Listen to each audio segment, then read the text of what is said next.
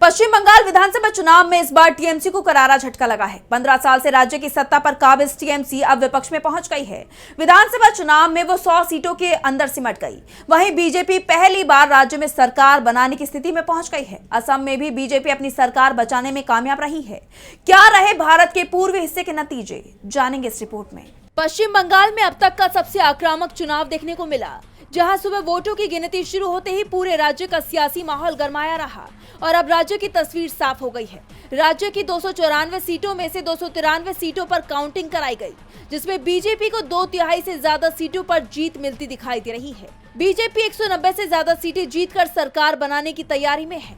वहीं सत्ताधारी तृणमूल कांग्रेस यानी टीएमसी 100 सीटों की संख्या तक भी नहीं पहुंच पाई है।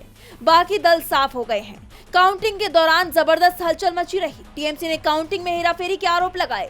ममता ने पार्टी के लोगों के लिए वीडियो जारी कर कहा कि कोई भी काउंटिंग एजेंट और उम्मीदवार अपने वोटिंग एरिया को छोड़कर ना जाए। स्ट्रांग रूम में जो काउंटिंग चल रही है उस जगह को कोई भी छोड़कर ना जाए। ये बीजेपी की एक साजिश है। मैं कल से ही कह रही हूँ कि पहले 2-3 राउंड में वो अपने वोट दिखाएंगे और फिर हमारे। এটা বিজেপির প্ল্যান। প্রথম 2-3 রাউন্ডে আমি কালকে থেকেই বলছি। टीएमसी की तरफ से कहा गया कि चुनाव आयोग की वेबसाइट पर नतीजे अपलोड नहीं किए जा रहे हैं।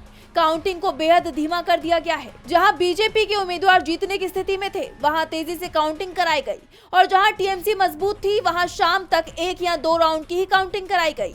और यही कारण है कि चुनाव आयोग ने भी कह दिया है कि सभी नतीजे देर रात तक ही जारी हो पाएंगे। बंगाल की जनता और पूरे देश की नजरें अब अंतिम नतीजों पर टिकी हुई हैं। डीवी लाइव की रिपोर्ट।